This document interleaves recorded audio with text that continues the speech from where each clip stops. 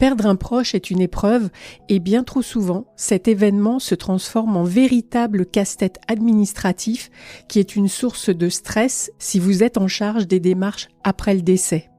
Savez-vous que 9 fois sur 10, les démarches reviennent à l'expéditeur pour des raisons d'erreur, d'oubli ou de demande de justificatifs complémentaires ?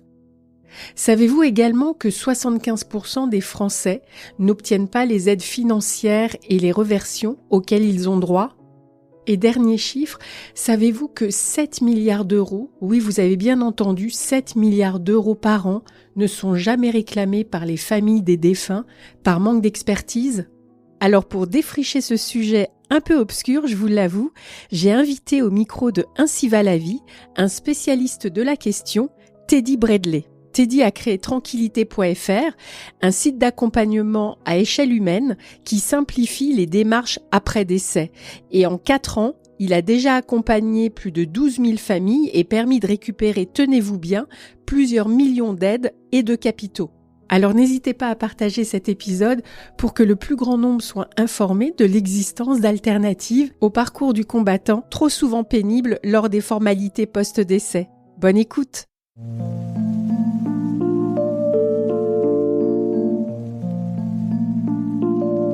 Bienvenue dans Ainsi va la vie, le podcast ressources pour parler sans tabou de la mort et du deuil. Et oui, pourquoi éviter ces sujets alors qu'ils nous concernent tous ? Je suis Gaëlle Guigny, praticienne de shiatsu et accompagnante du deuil, curieuse et passionnée par les rencontres qui nous font grandir. Dans chaque épisode, je reçois un ou une invitée qui nous partage son histoire, son expérience, son regard. Ces témoignages nous donnent des clés pour mieux surmonter les pertes dans nos vies et traverser nos deuils en conscience. Nous abordons ensemble des sujets essentiels, profonds, délicats, qui bousculent parfois, mais qui toujours nous rappellent à notre humanité. Ainsi va la vie, c'est le podcast qui nous rend plus vivants. Bonjour Teddy. Bonjour Gaëlle. Comment vas-tu ? Écoute, je vais bien. Je suis un peu enrhumé, donc excusez-moi si je fais des bubs pendant la discussion, mais très content d'être là. Merci beaucoup. Alors pour démarrer, je vais te poser ma question rituelle. Est-ce que tu te souviens de ton premier contact avec la mort ? Et si oui, quelle empreinte il a laissée sur toi ? Oh, si je m'en souviens, oui, je m'en souviens. Je m'en souviens. Si tu veux, le premier contact que j'ai eu avec la mort, c'était le premier contact avec la peur de voir quelqu'un que j'aime mourir, en fait. Donc en l'occurrence, c'était ma grand-mère qui a vécu un cancer qui s'est généralisé avec des phases de rémission, des choses comme ça. Et à l'époque, moi, j'avais 13-14 ans. On était voisins avec mes grands-parents, si tu veux. Il y a une vraie proximité dans ma vie avec eux, et on était littéralement voisins. Et donc, du coup, je passais toutes mes après-écoles avec eux, etc. Et quand mamie a déclaré son cancer, que ça s'est dégradé, les cheveux, les capsules, enfin bref, la chimiothérapie et tout, tous les matins, je me réveillais la boule au ventre en me disant, est-ce qu'elle est encore là, en fait ? Et puis en fait, elle a tenu pendant 10 ans, tu vois. Ah oui. Donc ça a été vraiment mon premier contact avec la peur de voir quelqu'un que j'aime mourir.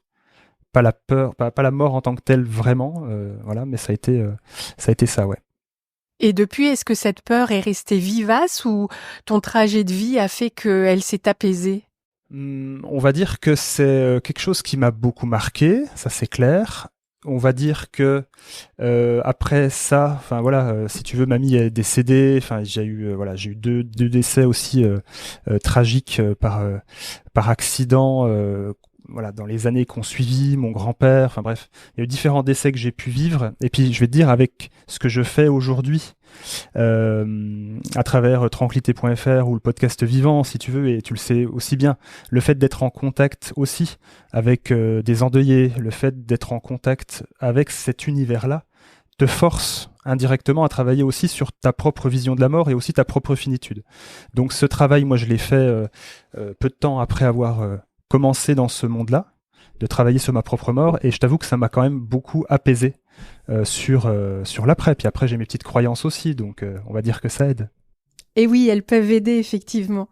Alors, Parlons de tranquillité.fr que j'avais vraiment envie de faire connaître aux personnes qui nous écoutent parce que c'est une vraie ressource lorsqu'on vit un décès, qu'on est la personne en charge des formalités et que c'est important vraiment de parler des solutions qui existent pour faire face aux méandres administratifs dont on va parler durant l'épisode. Alors toi, tu as créé ce projet il y a 4 ans, en 2020. C'est une expérience personnelle qui en est à l'origine.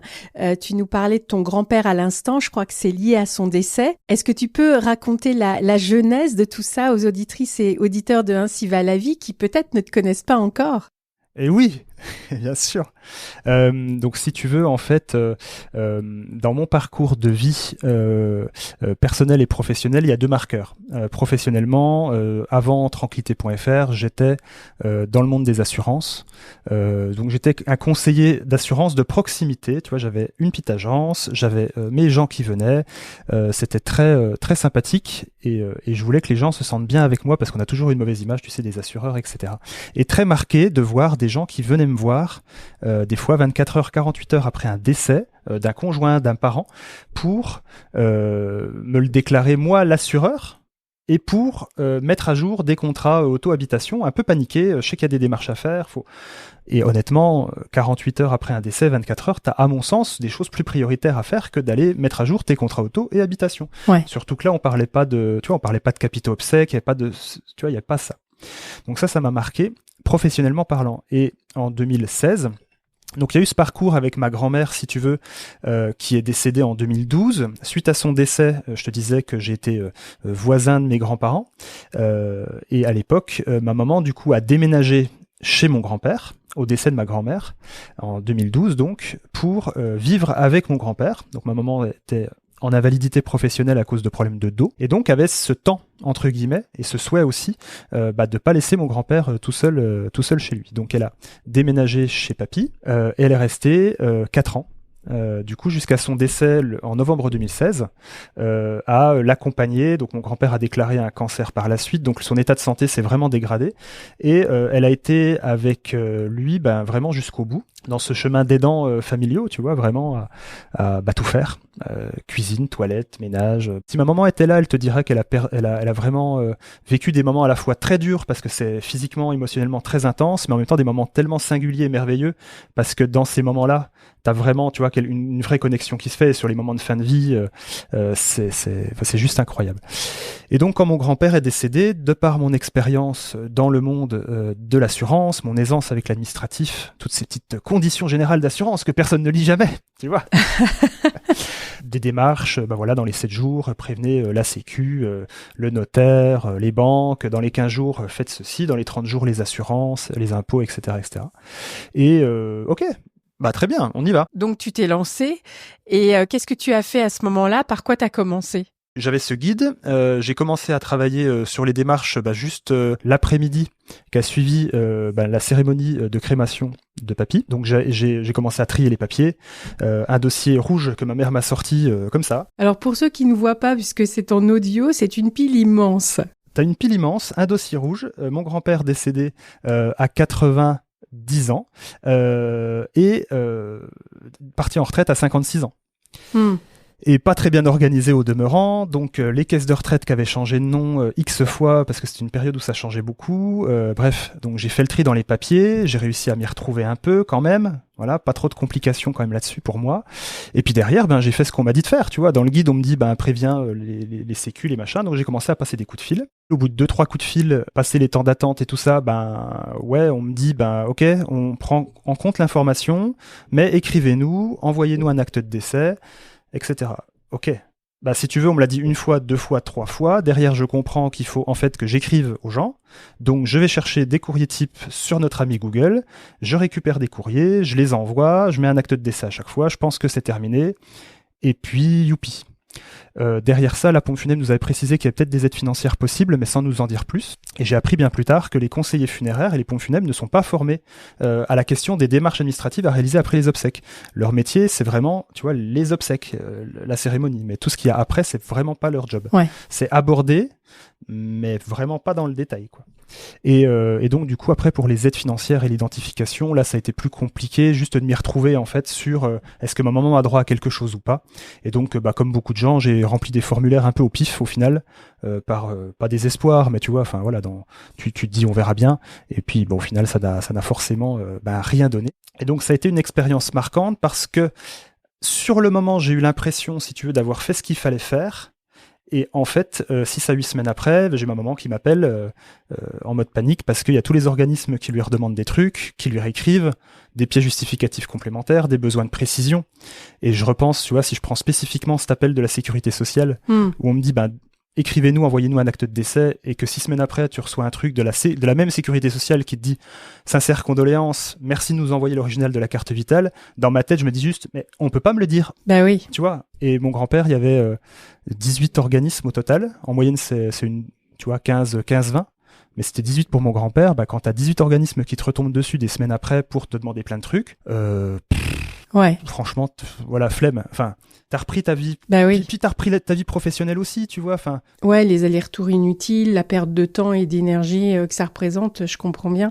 Et à quel moment ce que tu as vécu a été déclencheur de je vais créer un service pour que d'autres ne vivent pas le même type d'expérience que moi?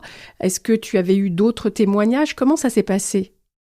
Alors, si tu veux, il n'y a aucune réflexion intellectuelle derrière ça. C'est-à-dire que je me suis pas dit, j'ai perdu mon grand-père, j'ai galéré pour les démarches, ça a été pénible à vivre, j'en fais quelque chose.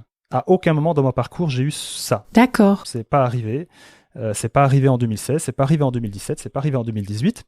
Et un jour de janvier 2019, je suis toujours dans le monde des assurances. Je sors d'un rendez-vous avec un client comme à peu près tous les jours, tu vois, parce que c'est mon quotidien d'aller rencontrer les gens. Et il se passe rien de particulier. Enfin, tu vois, c'est un moment agréable. Je sors de ce rendez-vous, je monte dans ma voiture, et il y a une émotion très vive, si tu veux, qui me prend. Et je suis désolé, je ne peux l'expliquer que comme ça parce que c'est pas du tout rationnel, c'est purement émotionnel. En fait, s'il y avait quelque chose de vraiment simple pour aider les gens et pour les soutenir dans ces moments-là, vis-à-vis justement de ces démarches-là. Et c'est 3 ans après. C'est janvier 2019. Et ça me procure une sensation que j'ai jamais vécue de ma vie, j'avais jamais ressenti ça. Très très intense et tout de suite je suis dans ma voiture, je bug, j'appelle ma femme et je lui dis écoute, je viens d'avoir cette idée là, t'en penses quoi? Elle me dit oh, c'est génial mais c'est super mais machin et truc et voilà. Et comme j'ai mon quotidien et tout ça, je m'y penche un peu, mais au bout de 3 semaines, tu vois, je mets un peu ça de côté. Et pendant l'été 2019, en août, je suis sur un trajet de vacances avec femme et enfants, et l'idée tu vois, l'émotion revient. Ça repop. Ça repop, mais ça repop 10 fois plus fort. Et avec ce truc de, c'est tellement fort que à ce moment-là, en fait, j'ai 2 choix. C'est soit je me dirige vers ça, et on verra ce que ça donne.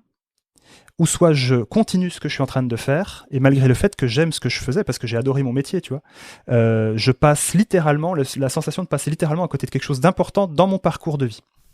C'est comme ça que je le ressens. Et si tu veux, cette force, cette émotion-là m'a poussé du coup à aller vers. Donc en septembre 2019, je commence à travailler vraiment sérieusement, entre guillemets, sur un premier concept. En février 2020, la première version en tout cas est prête. Covid.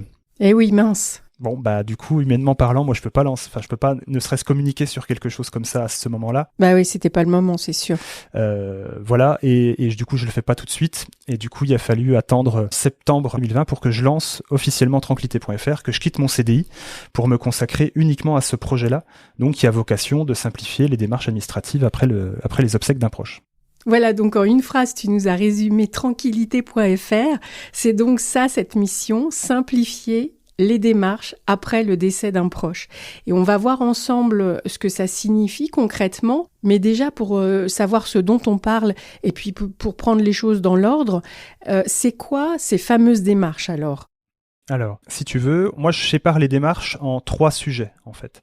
La première partie, c'est tous les organismes en lien avec le défunt doivent être contactés pour mettre à jour la situation du défunt, actualiser sa situation et celle des contrats qui vont avec, donc des résiliations, des transferts possibles ou éventuellement des modifications de contrat, voire mettre certains contrats en attente pour le temps de la succession, parce qu'il faut savoir que des fois faire des résiliations trop hâtives sur des contrats au moment d'un décès peut avoir un impact derrière sur la succession. Ah d'accord. Donc des fois c'est pas toujours bénéfique de le faire, donc c'est vraiment du cas par cas. Et donc, comme je le disais, 15 à 20 organismes en moyenne, tous les contacter, tous les prévenir du décès. Bien évidemment, après il y a des manières de le faire. Ce que je préconise, c'est pas simplement de prendre, comme je l'ai fait, un courrier type sur internet, c'est vraiment d'être très précis finalement dans ses demandes, de déclarer le décès, d'être précis sur ses attentes. Est-ce que je souhaite une résiliation de contrat? Est-ce que je souhaite un transfert à mon nom?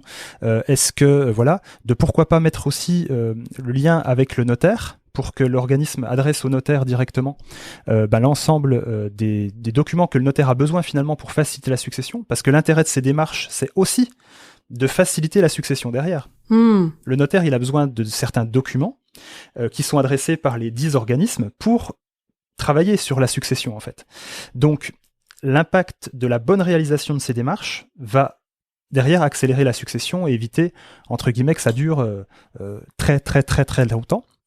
Donc il y a ce côté-là. Donc les démarches à réaliser vis-à-vis des organismes. Après, en France, tu as une dizaine d'aides financières qui existent, qui ne sont pas, je ne parle pas des contrats de prévoyance, d'assurance, des choses qui auraient pu être souscrites, parce que ça va se débloquer avec la partie démarche administrative. Je parle vraiment de vraies aides financières. Aide financière, pour moi, est quelque chose que tu n'obtiens pas si tu ne la demandes pas. Ok. Et c'est la problématique en France, c'est que tu en as une dizaine, mais aucune d'entre elles n'est versée automatiquement aux familles. Donc les familles doivent déjà les connaître. On s'intéresse pas à ce sujet-là de son vivant. Au moment du décès, on n'a pas forcément les neurones toujours bien clairs, donc des fois on peut passer à côté d'informations. Donc tu dois en avoir connaissance, tu dois vérifier si tu es éligible ou pas, parce qu'il y a toujours des critères. Donc pourquoi faire une demande finalement si t'es pas éligible? Faire ce que j'ai fait pour mon grand-père, ça s'appelle juste perdre du temps et de l'énergie. Donc si on peut faire mieux que ça serait quand même bien. Et puis derrière, tu constitues les dossiers. Donc aujourd'hui, il y a des dossiers qu'on peut constituer en ligne avec des identifiants France Connect. Des fois, on n'a pas toujours les identifiants France Connect, ça marche pas toujours très bien. Donc, faut se rabattre sur du papier classique avec des CERFA, des beaux CERFA, quoi. Les formulaires CERFA comme on les aime. Les CERFA officiels, une pension de reversion, 4 pages de notice, 8 pages de contenu, bref, 12 pages au total de bonheur. Et puis, tu constitues tes dossiers avec tes CERFA, tes bonnes pièces justificatives. Et l'impact de ça, c'est que la moindre erreur ou oubli, en fait, une case, tu vois, cochée ou une information manquante, va engendrer les mêmes allers-retours de courrier que les organismes, sauf que là, les délais de traitement sont beaucoup plus longs encore. Donc, en moyenne, aujourd'hui en France, une demande de reversion, quand c'est bien fait correctement, tu peux avoir ton premier versement en 1 mois et demi, 2 mois sur le compte bancaire. Ouais, c'est bien de donner ces chiffres, ça permet de rendre très concret ce que ça représente en termes de temps, de gain de temps. Une erreur commise, tu perds à peu près 5 mois déjà. Ah oui. 2 mois et demi de traitement pour le premier envoi, on va te le renvoyer, tu vas renvoyer le truc, donc tu vas perdre à peu près 6 mois. Donc ça peut être une vraie problématique que les gens peuvent avoir. Et le troisième sujet, c'est de s'assurer de récupérer finalement tous les capitaux financiers qui appartenaient au défunt. Quand je dis ça, ça peut paraître juste évident, parce que dans la tête de ceux qui nous écoutent, vous êtes peut-être en train de vous dire « Ah bah oui, mais moi je sais que mon père, ma mère, mon conjoint a son compte à la banque postale, a son compte au Crédit Agricole, donc je sais sa situation financière. » Pour autant, quand j'étais dans le monde des assurances, combien de fois j'ai vu un monsieur ou une dame, plutôt des messieurs d'ailleurs, passer le pas de la porte en disant « Bah voilà, j'ai un peu d'argent à placer, souvent des personnes 60, tu vois, tu grandis, tu as plus de patrimoine. Je voudrais voir ce que vous proposez. » Et qui vont investir leur épargne sur leur banque principale, voire sur une banque secondaire, et des fois sur d'autres interlocuteurs d'épargne ou d'assurance vie, mais qui ne sont pas rattachés à ces organismes-là. Et aujourd'hui, comme tu as beaucoup de choses aussi qui sont de plus en plus digitalisées, on n'a pas les papiers à la maison. Tu vois, donc comment être au courant à 100% de l'existence de capitaux si t'as pas de preuve que ces capitaux existent, de preuves tangibles? C'est compliqué. Et aujourd'hui, on estime à 7 milliards d'euros, tu vois, les sommes d'argent qui ne sont encore pas récupérées par les familles des défunts, parce que, justement, on n'a pas forcément connaissance de tout. Bien sûr. Même si on pense avoir connaissance de tout. 7 milliards, c'est invraisemblable tellement c'est colossal. Et c'est vrai que je me souviens que j'avais entendu parler pour la première fois de ces capitaux non réclamés dans l'épisode que j'ai fait avec le collectif des morts de la rue. Alors, j'avais pas ce chiffrage, mais c'est vrai que c'est hallucinant qu'encore à notre époque, ces capitaux dorment, on ne sait où, et que les familles n'en bénéficient pas. Donc, ça veut dire qu'avec toi, ça peut changer la donne, donc c'est tant mieux pour le bien des familles. Alors, dis-moi juste pour vraiment finir sur cette idée de calendrier de démarche, est-ce qu'il y a des délais précis, et si oui, quels sont-ils ? Moi, je suis pas très fan du truc sous 7 jours, 15 jours, 30 jours. On va dire que dans les 30 jours, il faut qu'absolument tout soit exécuté vis-à-vis des démarches, vis-à-vis des organismes. Ok, ça c'est ça. Parce que bon, à un moment donné, les organismes aussi ne se priveront pas, eux, de prendre un délai de traitement assez long aussi. Hein, donc on n'est pas obligé de se mettre la rate au courbouillon avec 3 jours après le décès pour s'occuper de la sécu ou de choses comme ça. Ouais, ça c'est important de le rappeler, hein, avec les obsèques et le début du deuil, on est dans autre chose émotionnellement. Donc si on peut reporter de quelques jours, quelques semaines ces obligations administratives, c'est tant mieux. Hein. Moi, c'est ce que je recommande. Je pars du principe que suite à un décès, tu as vraiment 3 temps. Tu as le temps des obsèques, et je pense que ce temps, il est suffisamment unique et singulier dans une vie pour ne pas le vivre, et je mets des guillemets quand je dis ça, mais intensément. Tu as le temps des démarches administratives après les obsèques. Et après les obsèques, c'est très bien pour commencer et pour initier les choses. Et puis après, un mois et demi plus tard, là, tu vas commencer à ouvrir la succession avec le notaire, si tu veux. Ouais. Mais voilà, le côté faire peur aux gens et être dans l'urgence absolue par rapport aux démarches, c'est pas trop ma came. Je préfère être rassurant, parce que concrètement, si tu préviens pas la sécu dans les 3 jours, il va pas se passer grand-chose. Hein. Ok, donc le document de base, c'est l'avis de décès. Oui, ça c'est la base, mais pas que, mais c'est la base. Certains organismes demanderont un livret de famille, des fois une carte d'identité, un RIB, des fois ce genre de choses. La sécurité sociale qui demandera l'original de la carte vitale, etc. Donc l'acte de décès, dans la grande majorité des cas, ne suffira pas. Donc, d'où l'intérêt, avec tranquillité.fr en l'occurrence, ou en tout cas d'être bien informé, peu importe nous d'ailleurs ou pas, hein, mais de joindre les bonnes pièces justificatives qui sont attendues par les organismes avant. Et pas d'attendre qu'on te les redemande. Tu vas perdre du temps et ça va tout ralentir. Ok. Alors j'aimerais te partager quelque chose parce que plusieurs de mes amis ont perdu l'un de leurs parents ces 2 dernières années et je leur ai parlé à chaque fois de ce que tu faisais. Et systématiquement, en fait, ils m'ont dit non, mais c'est bon, les pompes funèbres nous ont dit quoi faire, donc pas de souci. Donc j'aimerais bien que tu nous parles de cette espèce de dichotomie entre l'information qui est donnée et le concret des difficultés rencontrées. Tu l'as déjà évoqué, mais c'est un argument qui revient tellement souvent que j'aimerais bien t'entendre à ce sujet. Ah mais c'est totalement le cas aujourd'hui, en fait. C'est totalement le cas aujourd'hui. En fait, si tu veux, il y a alors la dichotomie, elle est tout le temps. C'est tout le temps. Parce que oui, on a la liste, et que la liste, si tu veux, moi j'appelle ça l'effet Ikea. Le meuble Ikea, sur le papier, tu penses qu'en 15 minutes tu vas le monter. Et sauf que dans la vraie vie, des fois c'est pas toujours aussi simple que ça. Bon. Et les démarches pour moi c'est ça, c'est cet effet où tu vois une liste, prévenir, j'ai pas besoin de quelqu'un pour prévenir. C'est vrai, t'as pas besoin de quelqu'un pour prévenir et tu peux te débrouiller de tes démarches seul. Et en fait le choix c'est le suivant, c'est soit tu le fais tout seul en connaissance de cause, en prenant le risque potentiel que tu vas te planter, que tu vas te passer à côté d'une info et que au lieu que le problème soit résolu en 2 mois, quand je dis résolu, tout est clôturé en 2 mois, en fait tout va être clôturé en 6 mois, 1 an. Est-ce que pendant 6 mois, 1 an, t'as envie de te taper tous ces allers-retours de courrier? Est-ce que pendant 6 mois, 1 an, t'as envie que ton proche, ta maman, ton papa, ne perçoivent pas les aides financières, ces soutiens de reversion, cette partie de la retraite, finalement, auxquels ils ont droit, ouais. Tu vois, et qui peut vraiment avoir un impact financier, vraiment, ça peut être embêtant si, d'aventure, la famille ne perçoit pas immédiatement ces aides-là, tu vois. Donc c'est un choix à faire, mais il y a une vraie, effectivement, je suis d'accord avec toi, il y a une vraie... un truc qui est pas encore bien compris, tu vois. Ce que je dis souvent, c'est que la majorité des gens qui font appel à tranquillité.fr, c'est des gens qui ont déjà vécu une fois les démarches. Oui, c'est ça, ils savent le cauchemar que ça peut être et ils n'ont pas envie de le revivre. Ouais, et qui n'ont pas envie de remettre les pieds dedans. Bien sûr. Aujourd'hui, du coup, tranquillité.fr, on simplifie les démarches et on a créé un parcours qui est en ligne, un parcours simplifié en ligne, conçu avec une thérapeute du deuil, un juriste et un notaire, qui permet vraiment, toi, chez toi, en intimité, avec ton autonomie, d'avancer pas à pas dans toutes les démarches. Et ce parcours-là, en fait, tu vas passer à peu près 45 minutes, 1 heure dessus. Et au bout de 45 minutes, 1 heure, tu as fait toutes tes démarches correctement vis-à-vis de tous les organismes, tu as vérifié ton éligibilité aux aides financières, tu as pu compléter tes demandes et tu as pu lancer ces recherches de capitaux pour être sûr de récupérer l'ensemble des capitaux financiers qui appartenaient aux défunts, auxquels tu as droit, en fait, et qui te reviennent de droit.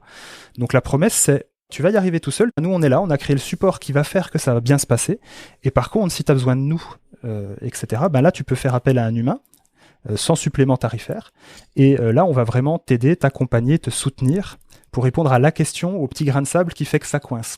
C'est juste, tu vois, on est là comme une chaussette, tu vois. Hop, j'ai froid aux pieds, je prends la chaussette. J'ai plus froid aux pieds, je repose la chaussette. Très belle métaphore, je sais, je suis le roi des métaphores incroyables. J'y aurais pas pensé, mais elle est assez créative. Je suis un créatif, ma chère Gaëlle. Mais est-ce que ça veut dire quand même qu'avant de vous contacter, il faut avoir mis le nez dans les papiers et avoir rassemblé les pièces? Parce que, par exemple, chercher des capitaux alors qu'on ne sait pas où chercher, ça reste encore mystérieux pour moi. Il faut quand même, à minima, avoir déblayé le terrain, non? Eh ben non, justement non. Ah. La première étape de l'accompagnement, on va t'expliquer déjà les différents documents que tu dois regrouper avant d'aller plus loin. Donc il y a différents documents de la vie courante du défunt. C'est simple, c'est des choses basiques, hein, des relevés de compte, des factures, des choses comme ça. Mais c'est plus simple quand même quand tu as une liste devant les yeux et qu'on te dit qu'en fonction de la situation du défunt, c'est ça qu'il faudrait que tu regroupes.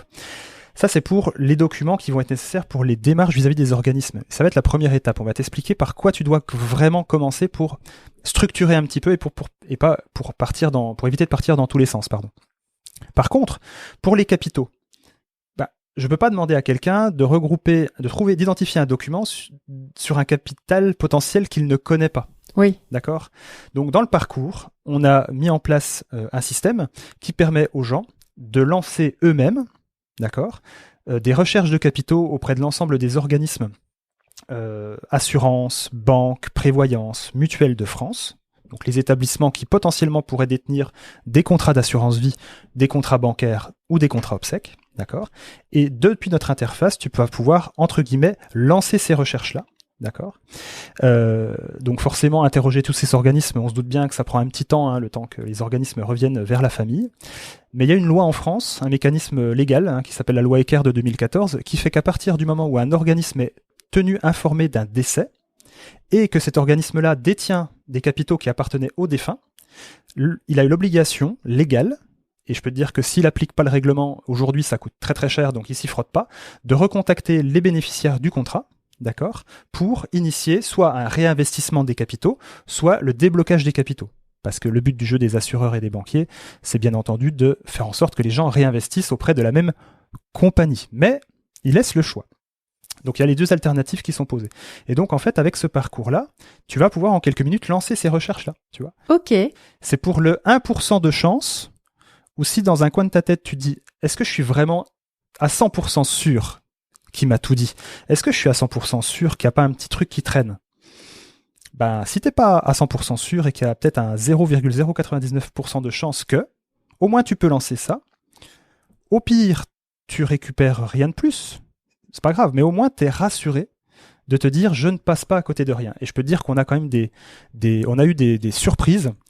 Aujourd'hui, tu vois, on a plus de, je sais plus, faudra que je regarde, mais en gros, en dernier en date, on était à 60 millions d'euros entre les aides et les capitaux financiers, tu vois, récupérés pour le compte des familles. Oui, quand j'ai vu ce chiffre, j'ai vraiment halluciné. Et du coup, j'ai fait un rapide calcul sur les dizaines de milliers de familles que vous avez déjà accompagnées. Ça fait genre 3 500 à 4 000 euros par famille, ce qui est énorme. Donc, c'est vrai que jamais j'aurais imaginé que les avis de décès n'étaient pas transmis aux organismes financiers pour que systématiquement, ils reversent les capitaux placés. Mais en fait, non. Non, aujourd'hui, si tu veux, tu as quand même t'as un mécanisme qui fait que quand tu déclares un décès en mairie, on a le pôle social, dans beaucoup de c'est quasi national, mais tu as le pôle social du défunt qui est automatiquement prévenu. Pôle social, c'est quoi? C'est sécurité sociale, caisse de retraite. Ouais. Donc il n'y a plus vraiment de démarche à faire aujourd'hui par rapport à ça. Ça se fait quasiment tout seul. La problématique par contre derrière, c'est que tout ce qui est lié à ça, en fait, est automatiquement clôturé. Tu vois, tu perds ton mari ou tu perds ton père, ta mère. Tu as des soins médicaux que tu peux accéder au listing des soins médicaux sur amélie.fr et que une semaine après le décès, tu te retrouves avec un compte Amélie qui est fermé et on t'explique pas pourquoi. Ça peut être extrêmement violent finalement, parce qu'en fait, on te prive d'un accès à quelque chose. Alors ça a été mis en place pour simplifier un petit peu les démarches, tu vois. Mais pour moi, c'est pas encore, à mon sens, la bonne manière de faire, parce que tu fais perdre aussi, enfin, tu fais perdre une part d'action aux gens et tu les prives de quelque chose, malgré tout. Eh oui. Et alors, qui est-ce qui est éligible justement au parcours de tranquillité.fr pour faire ces démarches? Est-ce que il faut une filiation, j'imagine, un lien de parenté? J'imagine que tout le monde ne peut pas le faire pour tout le monde. Alors, tout le monde ne peut pas faire ça pour le compte de tout le monde. Je te dirais oui et non. Suite à un décès, tu as toujours un représentant de la famille, généralement. Tu as toujours une personne qui, pour les pompes funèbres, est le pouvoir. Le pouvoir, c'est la personne pour les obsèques qui va être le porte-parole, entre guillemets, des souhaits du défunt et de la famille. Généralement, c'est comme ça que c'est expliqué. Pour la partie démarche administrative, concrètement, on a déjà eu des cas je me souviens d'un monsieur, en l'occurrence, qui était assez âgé, qui avait 76 ans, et qui avait fait les démarches avec tranquillité.fr pour le compte de sa meilleure amie, qui se retrouvait toute seule, qui n'avait pas de famille, etc., etc., etc. Et donc, il a pu amorcer toutes les démarches avec tranquillité.fr vis-à-vis des organismes de cette meilleure amie. Donc, il n'y a rien qui interdit que n'importe qui le fasse pour n'importe qui.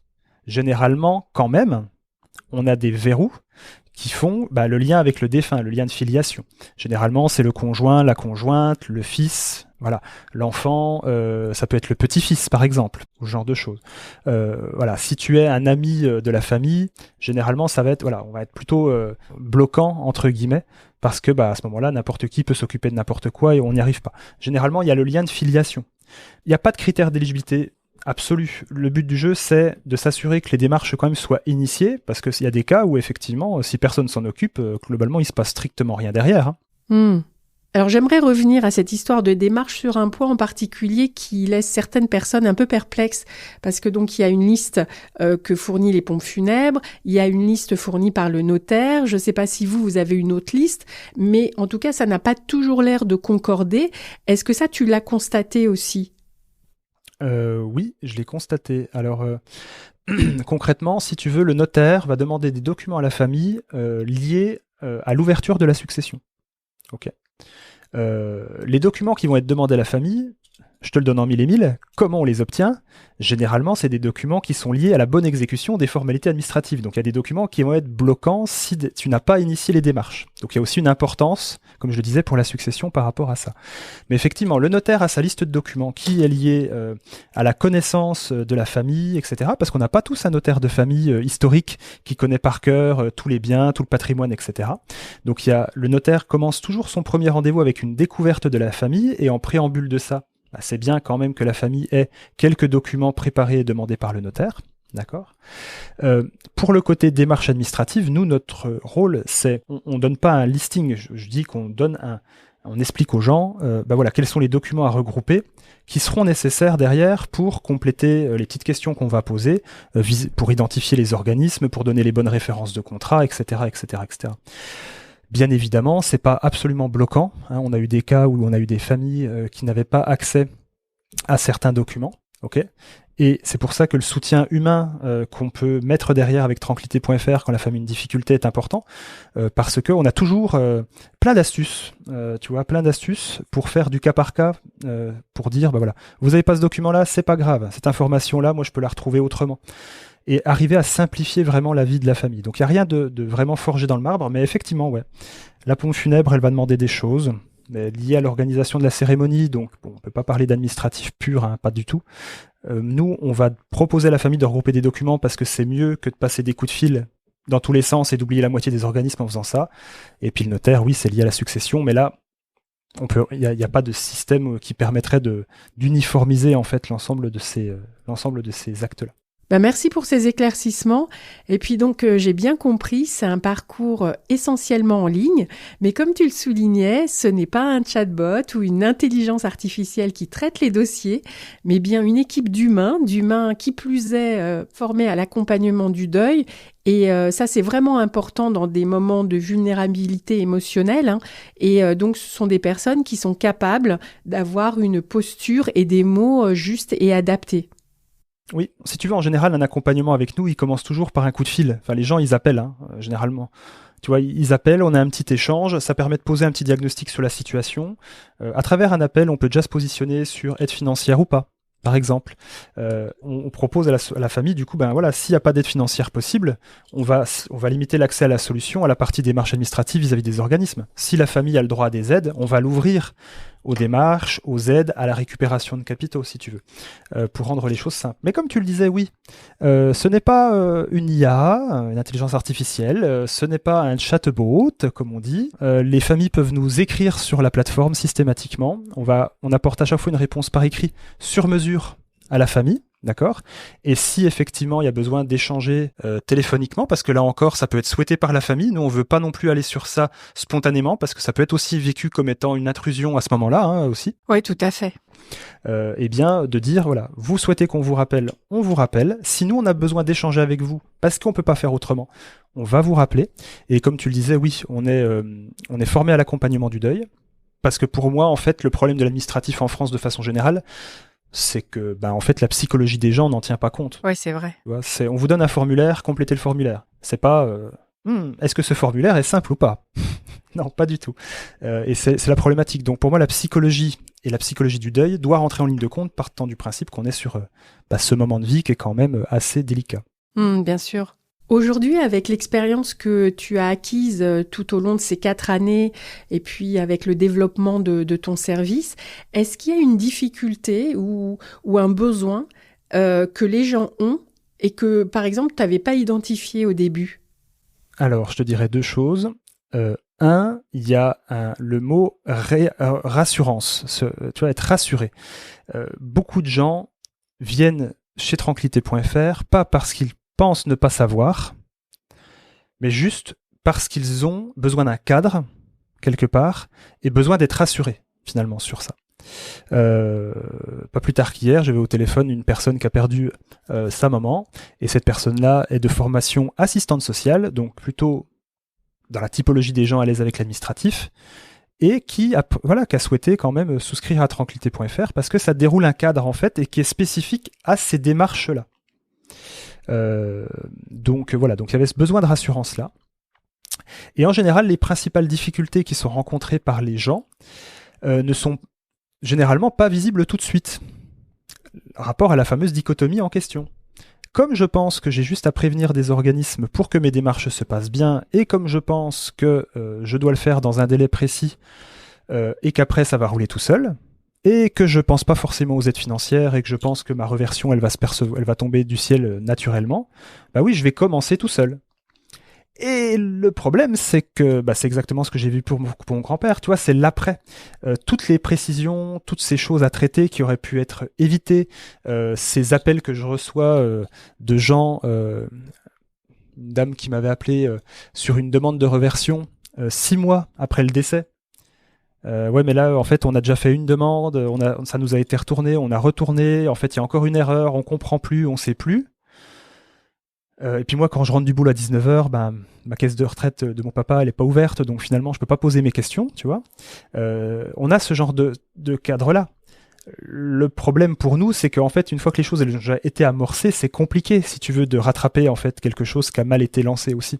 Ça, c'est une problématique. On peut pas arriver comme ça en disant, voilà, vous avez déjà essayé plein de trucs, et puis au bout de 6 mois, super, on arrive. On peut le faire, si tu veux, mais c'est pas bénéfique finalement. Voilà, nous on préfère prendre le dossier dès le départ. Les gens ils suivent notre trame parce que notre trame elle a été testée, approuvée, plus de 15 000 familles accompagnées. Les preuves en fait qu'on a de sérieux. Le projet il est 4 fois récompensé aujourd'hui. Il y a plein de preuves en fait qui font qu'aujourd'hui on est en capacité de dire on est une entreprise sérieuse, on fait les choses pour être utile aux gens et on met une garantie satisfait ou remboursée sur notre accompagnement. Juste pour info.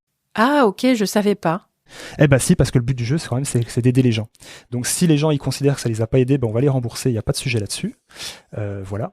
Et l'autre principale difficulté que les gens ont, c'est sur la compréhension finalement du jargon administratif des banques, des assurances, etc. Quand tu as expédié tes démarches et que ça se déroule bien, on va quand même te notifier de choses. On va t'écrire, tu vois, pour te dire, voilà, c'est bien pris en compte. Et dans un jargon qui n'est pas celui du français de tous les jours. Oui. Donc aujourd'hui, si tu veux, sur le besoin d'aide, quand les gens cliquent sur notre parcours sur besoin d'aide, il y a, allez, plus de 95% des questions, c'est j'ai reçu tel courrier de la part de tel organisme, je comprends pas ce qu'ils me disent, pouvez-vous m'aider? Ça m'étonne pas, ouais. C'est fou, tu vois. Et voilà, donc les difficultés, c'est ça, c'est la compréhension du jargon, parce que les organismes ne se mettent pas à la hauteur des gens qui sont les utilisateurs finalement de leur service ou de leur service. Ouais, il reste des progrès à faire, c'est le moins qu'on puisse dire. Mais comment faire justement pour informer les familles qui sont endeuillées de l'existence de ces services? Parce que est-ce que tu travailles avec les pompes funèbres pour proposer tranquillité.fr par exemple? Alors si tu veux, aujourd'hui on est présent dans un peu plus de 215 agences de pompes funèbres partenaires un peu partout en France. D'accord. Une pompe funèbre partenaire, si tu veux, de tranquillité.fr diffusera à ces familles systématiquement nos accompagnements sans surcoût complémentaire à la famille. Parce que moi, ce que je souhaite, si tu veux, c'est ce qui me fait vibrer depuis le départ dans ce projet, au-delà de mon vécu personnel et puis du sens que ça met aussi à ce que j'ai vécu, c'est fondamentalement d'avoir un projet qui puisse impacter positivement la vie des gens dans ces moments-là. Et quelle que soit leur situation financière, parce qu'on sait que les obsèques, c'est un coût qui n'est, je suis pas en train de dire d'ailleurs que ce coût est anormal ou pas, enfin voilà, c'est une réalité, puis ça mobilise beaucoup de monde quand même sur une cérémonie ou ce genre de choses, donc forcément ça a un impact, mais en tout cas d'avoir un impact positif dans la vie des gens. Et donc les pompes funèbres qui nous font confiance aujourd'hui, c'est des pompes funèbres qui sont vraiment tourner vers l'humain. La grande majorité du monde funéraire, d'ailleurs, c'est des gens qui font ça avec le cœur. Hein. Enfin voilà, faut enlever un peu l'image du croque-mort qui veut juste se gaver sur le dos des morts. C'est pas du tout ça. Il y en a, mais c'est pas du tout ça. Et voilà, donc les pompes funèbres diffusent cet accompagnement tranquillité.fr, quelles que soient les ressources de la famille. Donc ça, c'est une chose. Donc notre but à nous, si tu veux, c'est de continuer à grandir avec nos partenaires du monde funéraire. Voilà, c'est un petit milieu où tout le monde se connaît, où tout le monde s'entend. Enfin voilà, c'est un chouette milieu honnêtement. Avant d'y travailler, je pensais pas avoir une telle proximité avec ce milieu-là, donc c'est un chouette milieu. Et puis pour la suite, si tu veux, on va étendre nos offres avec des partenaires plutôt du monde de la banque, de l'assurance, qui pourront intégrer tranquillité.fr aussi dans des contrats obsèques. Encore une fois, dans ce souci, voilà, que la famille en fait ne se pose pas la question je prends pas, non, en fait on a nous anticipé et mis en place des mécanismes qui font que derrière n'importe qui pourra demain, je le souhaite en tout cas, avoir accès à une solution comme tranquillité.fr. Alors on s'approche de la fin de l'épisode, Teddy. J'avais envie de revenir à la question du sens qui est au cœur de ta démarche, on l'a bien compris. Ton parcours t'a conduit à réfléchir à ta finitude, tu nous le disais tout à l'heure en début d'épisode, mais j'aimerais qu'on aille un petit peu plus loin et j'aimerais te poser la question suivante. Comment est-ce que tu aimerais que ton travail contribue à changer notre rapport collectif à la mort et au deuil ? Wow. Alors moi je te dirais que honnêtement pour moi je pense que j'ai 3 axes qui me tiennent à cœur en fait. Donc le premier, simplifier les démarches, mais ça je l'ai compris, et donc que les gens n'aient plus cette douleur ou cette souffrance finalement que peut engendrer ces démarches là, parce que ça peut être vraiment source de stress, d'anxiété pour beaucoup de gens quand même.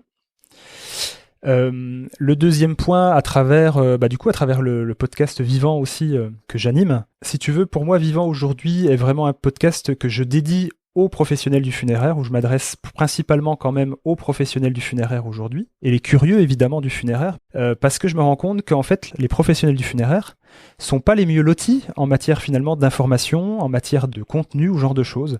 Il y a rien pour eux. On a 2 magazines spécialisés, mais à part ça, tu vois, ils font leur formation et puis après en fait juste débrouille-toi. Donc à travers Vivant, l'idée c'est d'ouvrir un peu le spectre sur le monde du deuil, du funéraire, et essayer de faire comprendre à ce monde-là aussi, hein, qui est en train de le comprendre de plus en plus parce que les choses changent et les attentes des familles aussi vont pousser à ça. Oui, que la mort en fait fait partie de la vie intégralement, en fait on peut pas les séparer, et que parler de la mort c'est parler de la vie. Donc comme toi tu vois, participer à mieux vivre le deuil, ça c'est plus ta partie Gaël selon moi, et ouvrir là-dessus et vraiment changer le regard sur nos perceptions en fait de la mort. Et on est tout un tas d'acteurs comme toi, comme Sarah Dapienne ou comme d'autres à à faire des petites actions en fait qui petit à petit sont de plus en plus voilà quoi, comme toi je suppose que depuis que tu as lancé le podcast le nombre d'écoutes ne fait qu'augmenter et puis les gens sont attentifs, tu vois. Oui. Mais ça fait son chemin et ça prend du temps. Ça prend du temps pour ça. Donc changer leur regard à la mort et puis sensibiliser aussi sur l'importance en fait de prendre conscience de sa propre finitude le plus tôt possible pour être apaisé par rapport à ça. Parce que je trouve que tu vis mieux, en tout cas moi je vis bien avec cette idée que je vis bien avec l'idée de vieillir honnêtement. J'approche bientôt de mes 40 ans. Ma femme m'entendrait, elle me dirait « Mais non Teddy, t'en as 39 l'année prochaine le 4 janvier !» Quel genou. Tu vois, ça me va. Je dis à ma femme, moi de toute façon j'ai un âge d'or, ça sera à 50 ans, j'ai mon âge d'or. Je sais pas pourquoi, je dis ça, tu vois. Donc j'ai pas de problème avec le fait de vieillir, j'ai pas de problème avec le fait de mourir. Ça veut pas dire que j'ai envie et que je le souhaite absolument pas et que demain j'apprendrai que je vais mourir dans 6 mois, je le vivrai bien. Non, je le vivrai pas bien, je suis comme tout le monde. Mais voilà, le fait d'avoir fait ce travail de préparation en fait de ma propre cérémonie de A à Z. Tout est écrit quelque part, il y a un dossier à la maison pour ça. Ça m'a demandé des ressources, j'étais accompagné pour ça par Sandra Roland, si elle nous écoute, Sandra, je t'embrasse. Ça aide aussi à bien se sentir. Donc l'anticipation aussi, tu vois, de sa propre finitude, de sa cérémonie, de qu'est-ce que je veux laisser pour mes proches, au-delà de biens financiers, on s'en fout. C'est quel message en fait, tu vois, quel message je veux laisser. Et ça me fait penser, tu vois, j'ai lancé il y a pas longtemps dans Vivant un nouveau format qui s'appelle l'interview posthume. Où là en 10 minutes, je pose 6-8 questions à mes invités, comme s'ils étaient partis eux de l'autre côté. Et les réponses que j'ai généralement quand je leur pose la question de qu'est-ce que tu aimerais dire en fait finalement à tes proches si tu pouvais revenir et leur dire quelque chose, pour l'instant en tout cas, tout ce que j'ai, ça tourne autour de arrêtez de vous prendre la tête avec les détails du quotidien, arrêtez de vous prendre la tête avec vos biens matériels, enfin le confort c'est bien, mais est-ce que l'important il est vraiment tout le temps là? Je sais pas. Et juste vivez en fait, profitez en fait de chaque instant parce que passer de l'autre côté finalement on est bien aussi de l'autre côté, il y a pas de sujet, hein. Mais avec le recul, j'aurais fait les choses peut-être un peu plus différemment, tu vois. Donc ça revient toujours. Quand tu changes de perspective, ça revient tout souvent, ça, je trouve. Eh bien, je te propose, Teddy, de clore sur cette idée. Et je crois que c'est Sarah que tu citais tout à l'heure qui dit que la mort, on ne va pas mourir d'en parler. Bien au contraire, ça suscite des moments d'échange qui sont vraiment profonds. Et qui nous amène aussi à mieux connaître nos proches parce qu'on aborde des sujets qui vraiment touchent à des valeurs fondamentales de chacun d'entre nous, ce qu'on aimerait pour nos derniers instants, pour nos funérailles, ce qui compte. Donc voilà, tout ça, c'est vraiment inestimable. Et merci beaucoup pour ton engagement, Teddy. Merci, Gaëlle. Et je vous rappelle le site tranquillité.fr sans accent. Avec 2 L. Avec 2 L. Et vous avez aussi, je crois, un mail de contact. Oui, bonjour, @tranquillité.fr, tout simplement. Merci beaucoup. Merci à toi, Gaëlle. Depuis le temps que j'en rêvais, et puis moi je te dis à bientôt dans Vivant, parce que juste après je vais te proposer une invitation. Ça sera chouette. Avec plaisir. À bientôt, prends soin de toi. Toi aussi, merci. Je vous propose de retenir 3 clés de cet échange qui, j'espère, vous aura été utile. La première, si vous êtes la personne en charge des formalités après le décès d'un de vos proches, cela concernera les démarches obligatoires, donc auprès des organismes, institutions, administrations, la recherche de potentielles aides financières, parce que, je vous le rappelle, comme le disait Teddy, aucune n'est versée automatiquement, et la possible récupération de capitaux. La seconde, ne vous précipitez pas pour faire ces démarches. Prenez le temps de vivre les funérailles et de dire au revoir à la personne décédée. Il sera toujours temps, après, de vous plonger dans l'administratif. Et la troisième, faire appel à un service comme tranquillité.fr dès le début de vos démarches, ça vous évitera les retards, les erreurs et les oublis qui conduisent systématiquement à l'allongement des échanges et parfois même à des dialogues de sourds avec les différents organismes. À bientôt! Si vous avez aimé cette rencontre, n'hésitez pas à la partager sur vos réseaux préférés. Plus nous serons nombreux à en profiter, plus ce podcast aura de sens. Et ça a l'air de rien, mais en donnant 5 étoiles sur Apple Podcast ou sur votre plateforme d'écoute et en donnant un avis, ça aide à le faire connaître. Vous pouvez aussi retrouver tous les épisodes sur le site ainsivalavie.fr et vous abonner pour ne pas rater les prochains épisodes. À très bientôt!